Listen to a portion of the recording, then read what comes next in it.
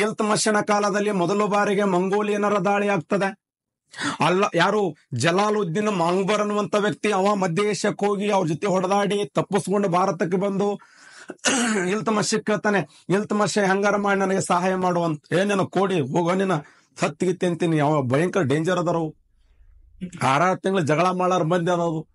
ಅಂತ ಮಂದಿ ಜೊತೆ ಎಲ್ಲಿ ಯುದ್ಧ ಮಾಡ್ಲಿ ಮರ. ಈಗಾರ ಸಾಮ್ರಾಜ್ಯ ಕಟ್ಲಕತ್ತೀನಿ, ಲಾಹೋರದಿಂದ ಡೆಲ್ಲಿಗೆ ರಾಜಧಾನಿ ವರ್ಗಾವಣೆ ಮಾಡೀನಿ, ನೀ ಸಹಾಯ ಮಾಡೋದು. ಅವ್ರ ಜೊತೆ ಹೊಡೆದಾಡಂತ ಯಾರು ಹೇಳ್ಯಾರ ನನ್ಗಂತ. ಅವ ಚಂಗೀಸ್ ಖಾನ್ ಅನ್ನುವಂತ ವ್ಯಕ್ತಿ, ಅವ್ ನೋಡ್ಬೇಕು ಹೈಟ್, ಭಯಂಕರ ಕುರುಪಿ, ಮಾತು ಬರಂಗಿಲ್ಲ, ಯಾಕಡ್ರೆ ಮಾತಾಡೋದು, ಹೊಡೆಯಲೇ ಅಂತ ಮಾತೆತ್ತಿರ ಹೊಡೆಯೋನವ್ರು ಅವ್ರು.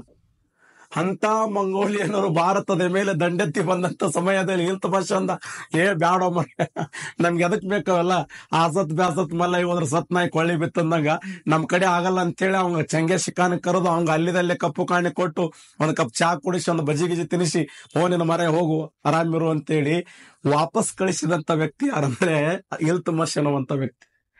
ಬಹಳ ಜಾಣಿದ್ದವ, ಯಾಕ ಅನುಭವ ಇತ್ತು ಅವನ ಕಡೆ, ಬಹಳ ಒಳ್ಳೆ ಟೆಕ್ನಿಕ್ ಇತ್ತು ಅವನ ಕಡೆ. ಸಾಮ್ರಾಜ್ಯ ಕಟ್ಟುವಂತ ಆ ಕನಸಿತ್ತು, ಹುಮ್ ಇರ್ಲಿಲ್ಲ.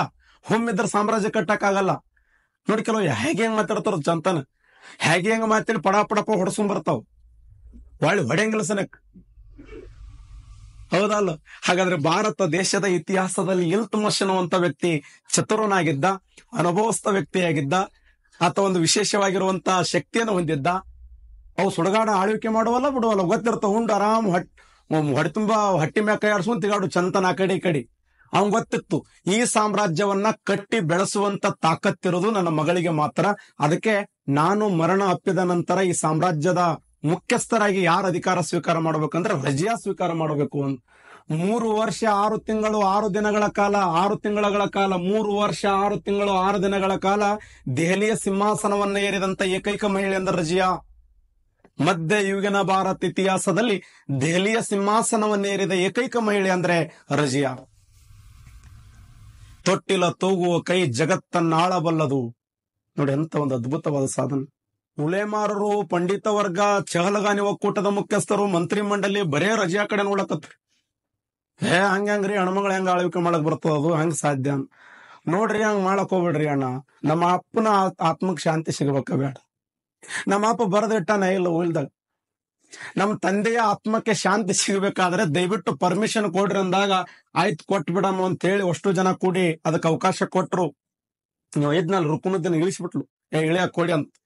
ಅಧಿಕಾರದಿಂದ ಅವನ್ ರುಕುನುದ್ದೀನ್ ಫಿರೋಜನನ್ನ ಅಧಿಕಾರದಿಂದ ಕೆಳಗಿಳಿಸಿ ಸಿಂಹಾಸನಾರೋಹಣ ಆಗಿರುವಂತ ರಜಿಯಾ ತನ್ನ ಅರಮನೆಯಲ್ಲಿ ಹೋಗಿ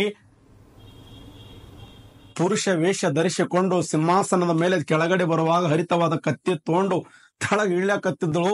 ಉಲೇಮಾರು ನೋಡಿದ್ರು, ಕ್ಯಾಬಾ ಅಂದ್ರು, ಕಣ್ಣಿಳಿಸಲೇ ಅಂದಳು. ಕಣ್ಣಿಳಿಸಲಿಂದ ಕಣ್ಣ ಕಿತ್ತಿ ನಿನಗಂತ.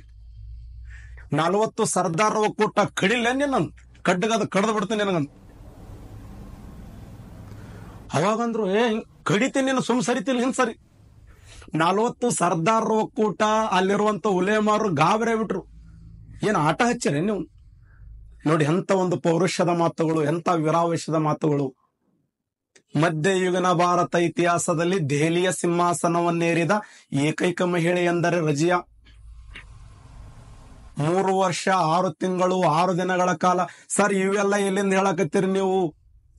ರಜಿಯಾಳ ಆಸ್ಥಾನದಲ್ಲಿ ಒಬ್ಬ ಪ್ರಸಿದ್ಧವಾದ ಕವಿ ಇದ್ದ, ತಬಕ್ಕತ್ ಇ ನಾಸಿರ್ ಅನ್ನುವಂತ ಒಂದು ಕೃತಿಯನ್ನು ಬರಿತಾನ. ಅಬಿಸೇನಿಯದ ಮುಖ್ಯಸ್ಥನಾಗಿರುವಂತ ಯಾಕುತ್ತನನ್ನ ಕುದುರೆ ಮುಖ್ಯಸ್ಥಳಾಗಿ ಆ ಕುದುರೆಯ ಸೈನ್ಯದ ಮುಖ್ಯಸ್ಥನನ್ನಾಗಿ ನೇಮಕ ಮಾಡ್ತಾಳೆ.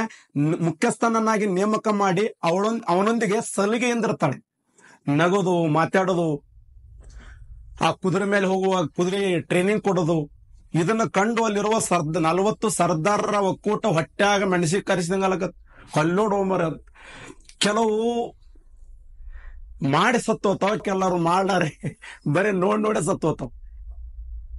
ಏನು ಅವ್ರ ಜೀವನದಾಗ ಇವ್ ಬರೇ ನೋಡಿ ಇವ್ ಕಲ್ಲೋಡು ಅವ್ರ ಹಂಗ್ ಮಾಡಿದ್ರು, ಇವ್ರ ಹಿಂಗ್ ಮಾಡಿದ್ರು, ಅವ್ರ ಹೆಂಗ್ ಬರೇ ಇದೆ ಜೀವನನೇ.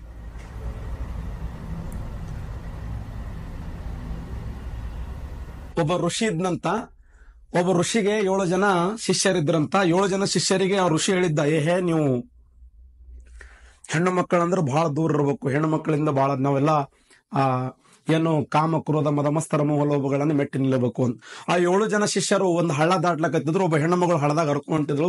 ಒಬ್ಬ ಶಿಷ್ಯ ಏನ್ ಮಾಡಿದ, ಧೈರ್ಯದಿಂದ ಆ ಹೆಣ್ಣುಮಗಳನ್ನ ಮುಟ್ಟಿ ಅವಳನ್ನ ಹಳ್ಳದಿಂದ ತೆಗೆದು ಹಾಕಿದ. ಇವು 6 ಜನ ಯಪ್ಪು ಯಪ್ಪು ಯಪ್ಪು ಯಪ್ಪು ಜೀವನ ಹೋಯ್ತು. ಏನಿ ನಮ್ ಗುರು ಹೇಳಿದ ಮಾತು ಕೇಳಿಲ್ಲ.